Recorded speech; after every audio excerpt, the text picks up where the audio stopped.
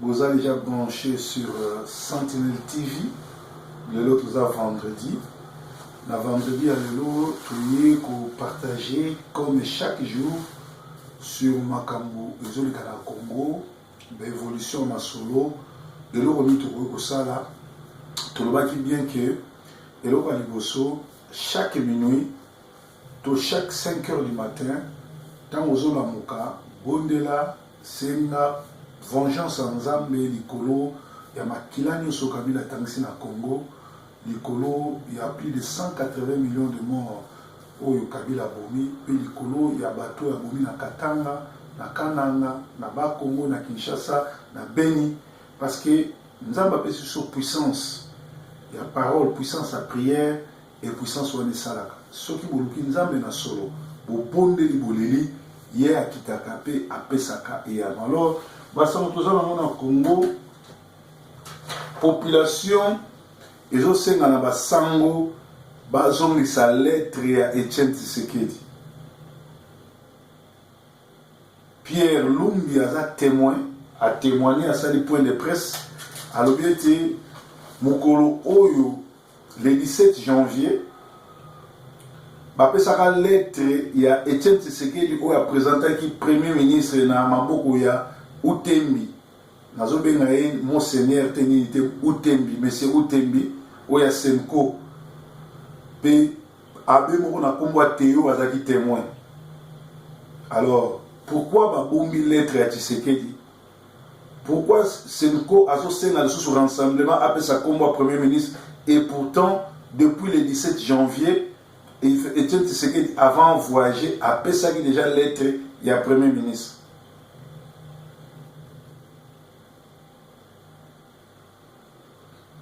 Donc grand problème yangoyo ba sango il faut répondre à la population parce que ba outi comme on a ndenge lelo église comme vandalisée Kabila yemoko atindi ba kuluna na ba vandaliser église ba congolais pe ba mo déjà pour se prendre en charge. Alors, tout ça comprend pourquoi Senko, accord réseau bien que le Premier ministre a eu IDPS dans un rassemblement, puis rassemblement, on peut ça combo moko. Pourquoi on va faire 3 combos? Et pourquoi basé Kolinda, rassemblement et nous avons président? Heureusement que rassemblement, Baouti ko Sangana, puis Bato Bakansaki qui rassemblement et ko Panzana, en déplaise. Parce que rassemblement et outil au Panzana et outil au Sangana plutôt est décidé boy. Les membres du rassemblement ont décidé de mettre en place 3 organes qui sont la présidence politique où vous allez occupé par IDPS, donc président du rassemblement local les acquis Papa Tshisekedi a noté IDPS aux IDPS, les conseils des sages. Les conseils des sages Joana Bakopé Samon à G7, la coordination des actions Bakopé Samon Bongo na fonds pour fonds fonds citoyens ceux qui font une. Alors, outre la primature qui lui a été accordée, l'IDPS devra également occuper la présidence politique du rassemblement qui est au-dessus de tout conseil des sages, lesquels pourraient revenir au G7 et une autre composante. Quant à la coordination des actions, elle sera probablement occupée par les membres de la dynamique de l'opposition et aura pour mission de s'occuper des actions sur le terrain. Donc, félicitations dans le rassemblement, parce que ça n'a pas tout sur le candidat qui est Bango rassemblement, Bako Panzana, Nicolo, il y a post Wana. Donc, arrivé à 4 tout à l'heure, il peut y avoir désordre, il y a trouble, mais Nzambe a zolokumu pour et salamité. Les sous message et autre de la na zoaka un message peine à partager à Nabino parce que vous voyez que la Mongo trouve de la Moka. Alors message va tenir des alliés. Halt, un diplomate confie que les Congolais est réputé être ce genre de peuple qui a une mémoire très courte. Pour le moment, je suis pasteur, je suis français, milai, au limbolate, na kolobana français, pe na limbolinazo, bien que ça élément n'angate, batine na routine. Pe nga nazo transmettre parce que l'émission to travaillerons na communauté mobimba bato baza na Kinshasa bato baza na Poto bato baza bapesaka ba information nga na pesi pa na bino na juger o eza important na pesi bino ndenge molimo ezokamba ngai. Alors bato mosusu badéclaré que vidéo mosusu touta kosala ezalaki na son malamu te bolimisanga parce que eza na bapareil nazomeka soki boyoki eza son bien te bolimisanga mpo eza na bapareil mosusu nazomeka omoni il faut tomeka biloko soki bolobi eza so bien te tolongoli totie mosusu. Merci de nous travailler ensemble. Alors balobi Congolais baza répété genre ya bato bazalaka mémoire mokuse bongo mokuse. En revenant sur cet échange, il renchérit et dit que la communauté internationale est en train de constater avec regret qu'en si peu de temps, les Congolais ont déjà oublié que Kabila est hors mandat depuis le 19 décembre 2016 et il règne en putschiste. Communauté internationale à travers ambassadeur Moko Azana Kinshasa, Azoï Sapsuba Congolais, le but que communauté internationale ils ont regretté que Congolais c'est Aboussani que Kabila ou Azo faire tourner au combat Sango ou Azo Sakanana Basango, Abibis Bongo Banike, Aza illégitime, a mandaté ceci là depuis le 19-12, donc Azo régné le col à Puntiste, le col à Moutazo Kambana Minduki. Or, article 64, totel mais la moutouande mwana azana droite tant azo senga ke yé azana pouvoir ya renommer ana pouvoir renommer depuis ce mandat nécessaire. Or ba sango fallait ba yé dise que non monsieur na masolo oyo ya ba corps oyo yo zali président ya protocole oza président ozo régir sur le côté po oza illégitime oza hors mandat mais ba sango lo ba aventurer ba corrompu tala pour quelle raison ba bombi lettre ya Etienne Tshisekedi. Pour quelle raison faut pas passer sous Combo ya président ya premier ministre pourtant Etienne Tshisekedi a sa gamme.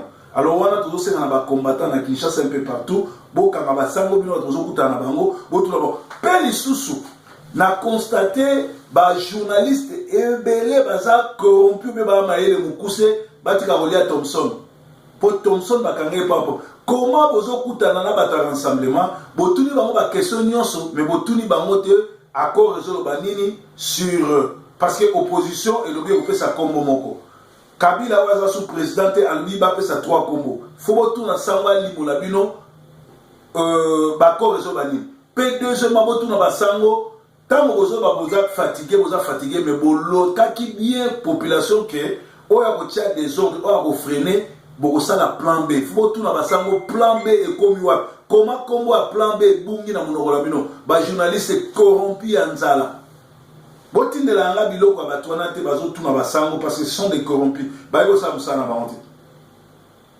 Alors communauté internationale le Congolais c'est abosani que Kabila za hors mandat depuis le 12 décembre 2016 pe azo régner na Minduki. Les Congolais ont déjà perdu de vue que le refus pour Kabila de quitter le pouvoir à l'expiration de son troisième mandat, parce que ça là déjà depuis Adam a 16 ans au pouvoir, et dernier mandat, article 220 alinéa 1, est la seule cause de crise elle-même que traverse notre pays. Tolobela Libinongo, problème na Congo, crise na Congo. Ezali crise politique te ezali occupation pe Kabila nde mutazo na crise wana soki lelo Kabila kufi soki lelo Kabila to bengani obeto kangiye ba Rwanda ba kopakata na koyebisa bino ke na est à Congo ba Rwanda bazo kuta monde entier bazo ya kozwa nationalité congolaise bazo ba carte d'identité mais ba congolais bango ba opesa bango te na ko informer bino ke na ngonga oyo ba Rwanda batindi de milliers de jeunes baza aux États-Unis baza na Amérique, baza na Europe, baza na Israël, bake kozwa training, bake aussi sa ba classe pour ba osala na Congo. Ba Rwandais bazo recruter ba Congo, bato baza na nationalité na ba ni nationalité congolaise, ba fongoli école na Kigali ya koloba Lingala, ya koloba Swahili, ya koloba Chiluba, ya koloba Kikongo, pe moyena $2000 par mois pour ya ko s'installer na Congo so za tuti. C'est-à-dire Nicole Goya tozala na batuti o babareki Congo tozala batuti ya bandibu tozala batuti ya bayanzi tozala batuti Yabapende, Tozalaba tout Yabamango, Tozalaba tout Yabachouaï. C'est comme ça que bazo infiltrer Bisso. Alors, Bisso le roli Tokosala, faut stopper le Cambo, faut stopper en déni. Kabila za hors mandat, azo tourner Basango na ba Congolais au con, parce que Alingi na ye ko démissionner te. Alingi na ye ko kendete, Alingi ko gérer Mboka na makasi, alors, et c'est les Bisso pays, totel melaïto benganaï. Donc, ils ont dit que la communauté internationale se bat.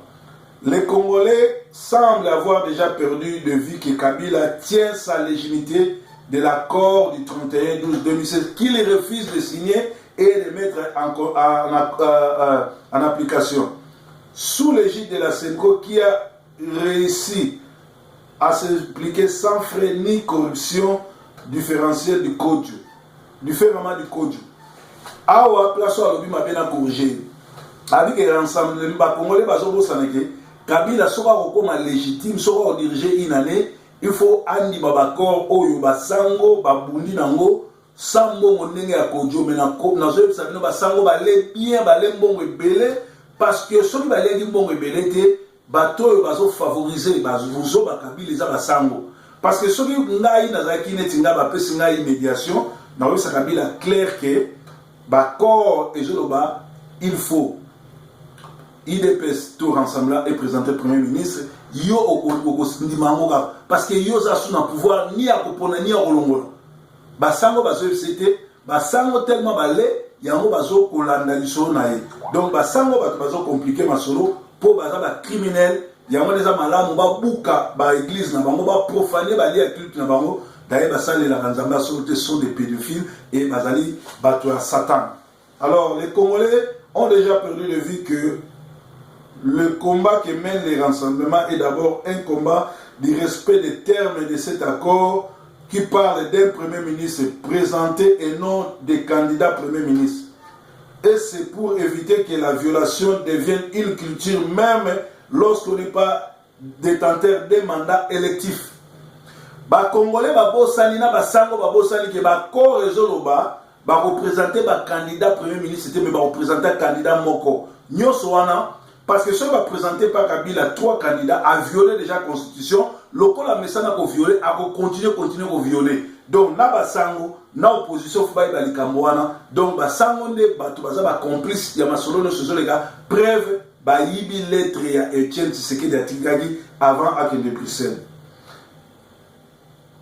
Les Congolais ont déjà perdu de vue que la crise actuelle est le résultat du non-respect des textes constitutionnels par Kabila et sa famille politique au prix de la force et que c'est celle, la pression des populations et le pouvoir en place qui peut sauver les processus électoraux avec l'implication de la communauté internationale. La communauté Congolais, ceux qui sont dans la crise, ils allaient pour Kabila provoquer Kiango. A organiser l'élection, Parlement, ils ont sous la légitimité, Sénat, ils ont sous légitimité, hier Kabila a provoqué Bilokouana, alors ils ont fait la biso population, toute la pression, s'il faut qu'on bengane pour avoir un pouvoir. Communauté internationale, les Congolais, ils ont bunda pour être droit na ye muto à cause de sous présidenté. En plus, azana ba vidéo misa tu 4 oyo ezo laksaye ko boma ba Congolais na ba mama na bana basi. Donc ba preuve wana toza suna ka modicité na été biso to agir mais tozo la pongi. Voilà makamuzali awa.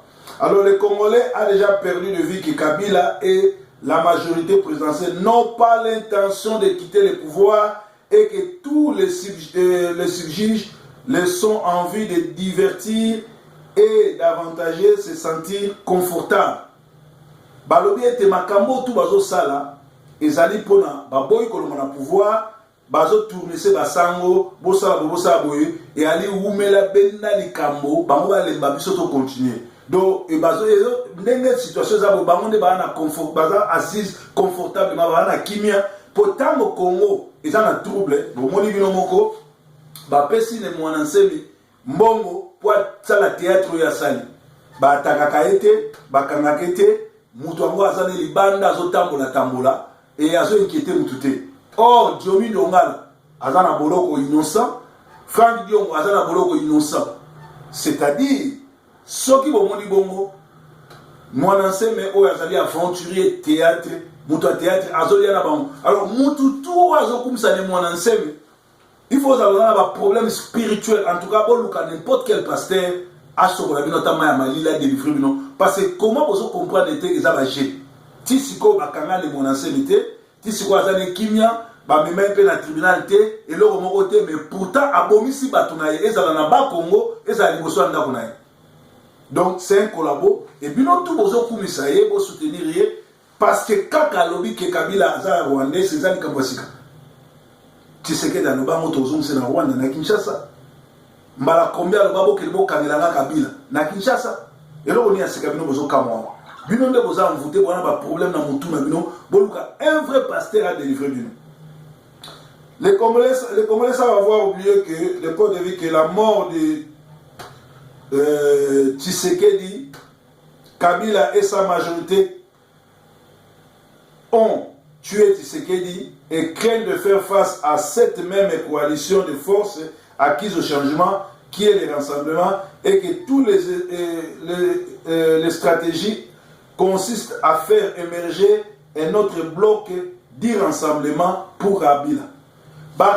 Congolais babosali ke Tshisekedi mutu Tshisekedi babomi empoisonné par Kabila pour alukaki aboma rassemblement heureusement bana mboka ba se ressaisir ba sangani ba onyoso ba ndimi IDPS azala na primature peut à présenter président il y a rassemblement au succéder Tshisekedi parce que bango bit na bango yali ba panza IDPS pour ba sakana na opposition.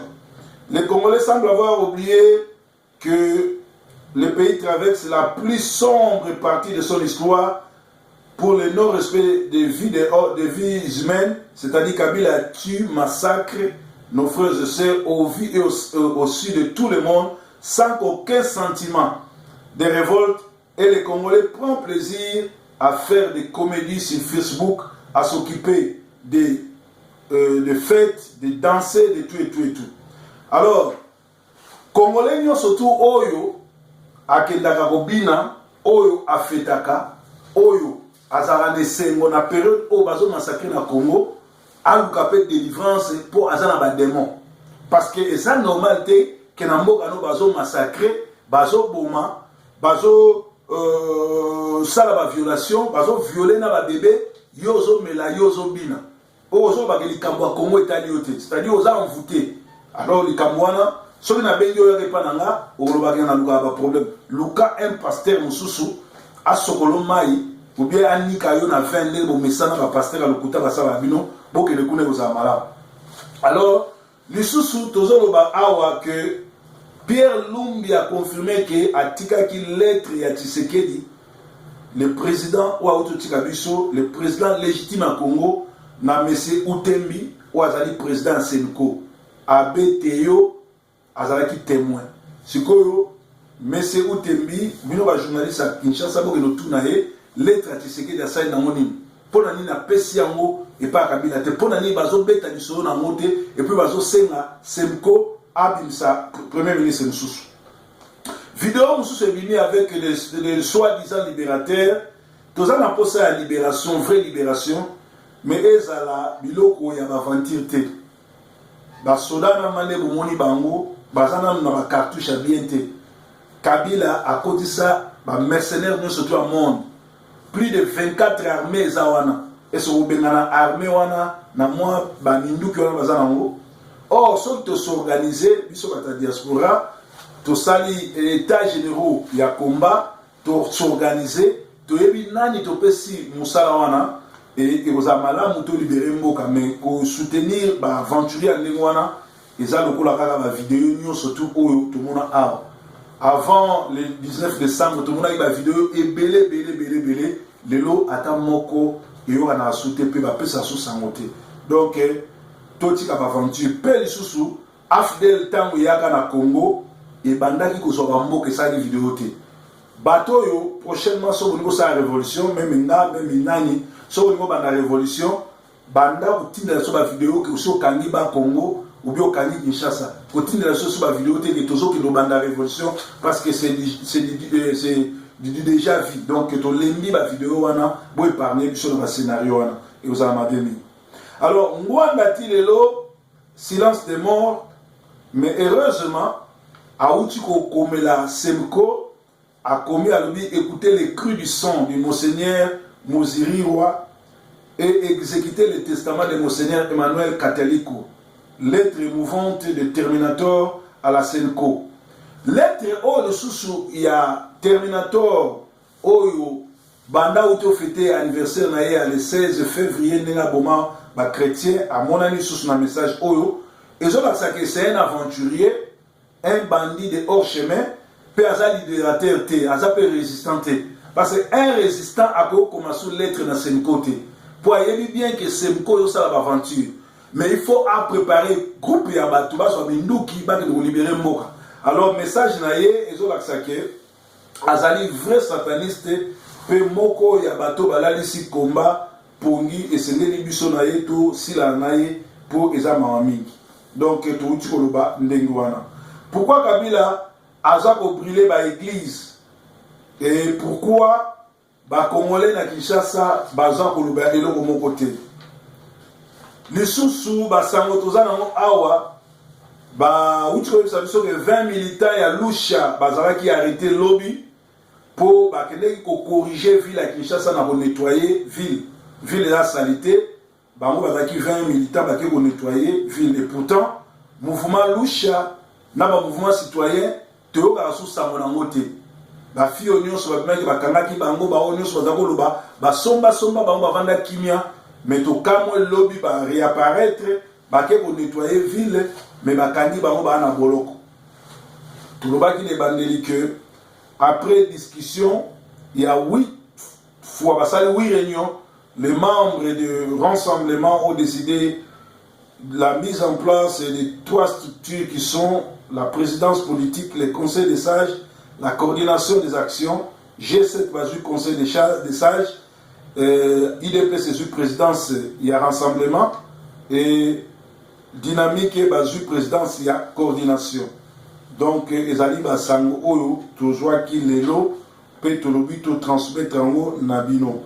Alors, na lobaki lisusu ke ba na Rwanda basali école ya koyebisa ba Rwandais lingala Kikongo Swahili Chiluba pour batinda bango moyennant $2000 par mois ceux qui bandimi ko nationalité congolaise ama boka moité na ba ambassade no surtout ya Poto bazo pesa ba Rwandais nationalité congolaise so ke na est à Congo au moment de la délégation, il y a des Rwandais, des Rwandais, ndenge balingi na Congo, kozwa ba carte électeur, oyo nanga azopesa bango, mais nanga azoboya kopesa ba autochtone ba carte d'électeur, allez-y comprendre ndenge kozala. Alors, ba tolobaki suki ba milieu ba Rwandais baza na Israël, na Europe, na Amérique, koyekola pour baya kozwa ba poste na Congo. Bato mingi baza corrompu par Satan pour yeba ke ozali moko na kati ya bato oyo baza corrompu par Satan eza simple soki oza kobina na bafete pe makambo ezoleka na Congo etali yo te makambo ya combat makambo bazo massacrer na Congo ezosala yo ata chute le cas de France en plus soko ozo fréquenter église dirigée par des pasteurs manipulateurs. Ceux qui peuvent aussi soutenir criminel Kabila ou Kamere, il a dit que aux alliés moko abato fa l'élection de France, tous ceux qui osent soutenir Yebelato ou Mela. Donc oyo ezali basango ezalaki na week-end à lelo et tolobaki était biso ba congolais tous na eloko mibala pour ça là to sangana bo rejoindre biso na Front pour la libération totale du Congo pe bo zala moko ya bato chaque butu bozo sambela kosenge pa nzambe kanda na ye ekita na Congo zela na tanga susu ba message mususu batikela nginga awa pona kotanga kopesa bino information parce que biso toza awa pona ko informer bino ezala bato mususu bazela ka ba information awa yango to pesa ka bino ba information wana donc ba sango ya Congo yango wana eloko mususu zela ba biso awa na sila lobiango oyo pe na sina lobiango Tous on a breaking news. Basangwa Congo to petit déjeuner ya tongo alelo. Ils allaient koyebisa bino makambo oyo. Ndeko moko otoyebisa nga komi awa Raphaël Katoto sera le nouveau premier ministre dans très peu de temps. Il a été choisi par les Occidentaux et accepté par les Rwandais Kabila. Source très sûre, Moïse Katumbi rentrera ensuite et continuera ses affaires à NDC pour se préparer à la présidentielle qui n'auront lieu qu'en 2019. Voilà, c'est tout pour le moment et ce n'est pas une information sous réserve.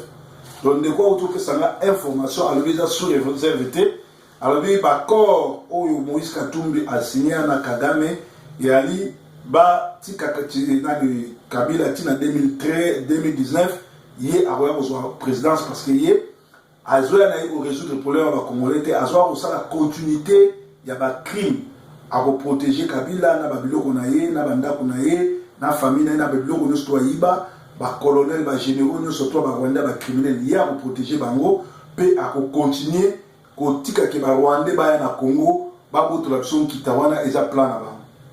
Wana eza plan na bango lobi bango, mais biso tozota le nzambe alobi nini. Les sources communiquées, communiqué médical, soyez prudents, ne prenez pas un paracétamol qui vient avec une mention P bar 500. C'est un nouveau type de paracétamol d'une couleur très blanchâtre.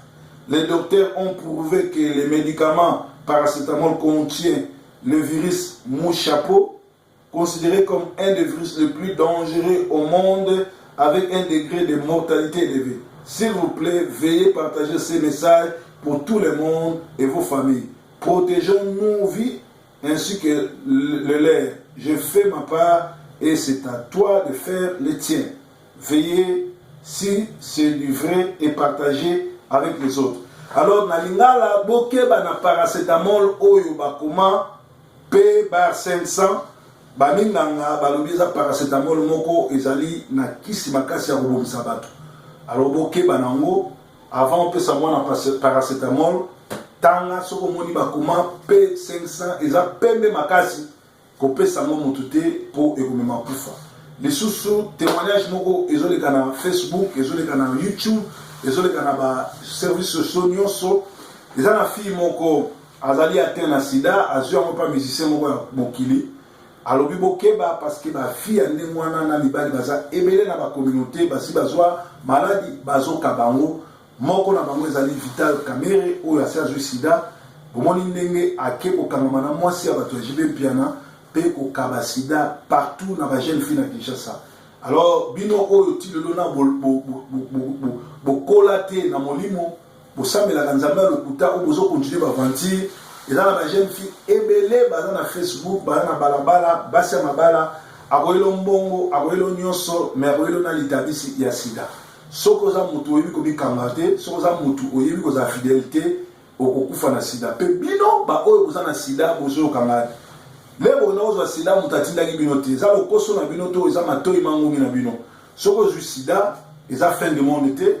Yamba Yesu nzamba bikisaka na sida pe soko kufi oyambi Yesu okena lifelo. Mais soki par contre yo zu sida obandi ko se venger ko kabana gauche à droite yebango ke rendre vie na yo très difficile parce que okokufa okena lifelo pe bato nyonso yo koboma na sida makila na bango to motema na bango to am na bango ekozala likolo na yo eza ndenge moko nani mona nsebi lelo azosala baventure bato nyonso to azobomisa makila na bango eza na mutu na ye ezali ndenge moko na Honoré Ngwanda bato nyonso to abomisa eza na mutu na ye na bato to bazolanda ye bomoni bien ye moko akomi lettre na Semco balanda idéologie ya Monseigneur Kataliko, c'est-à-dire aza na solution te yango azotantoler na gauche na droite. Breaking news to kolala kolamukiza bitidité petit déjeuner lelo ezalaki bon proverbe 30 ayo sabino ke rassemblement basangani pe rassemblement bayokani explosion ezate IDPS akozwa primature pe IDPS akozala président ya rassemblement parce que eza parti munene pe bundi mingi pe bango bauti operde Tshisekedi likolo ya komba ya Congo bakoki kopesa bato te bawuti koya kaka mikolo bozalaki côté ya Satan na basokoli bino te mbala moko bokoma baprésident ya rassemblement to bozwa poste ya premier ministre. Alors balandaka mutu oyo azolakisa nzela IDPS azolakisa nzela tolanda IDPS. Journée madame tokutani susu lelo na prière na 22h. Prions avec Proverbe 30. Merci na bino sozo benga. Merci na ba oyo bazo s'inscrire na Front pour la libération totale du Congo. Congolais to sangana parce que le pays est en péril et Kabila continue à nous massacrer. Et ce n'est tout bengané parce que depuis le 19 décembre, Azali illégitime, Azasuna pouvoir te paix, tout ça na crise, il y a constitution, paix, tout ça na occupation na Congo, photo bengana occupa. Yesu aza mokonzi, Yesu aza nzambe, Yesu azo batele so to mona so lobi. Papa, Yesu mkolo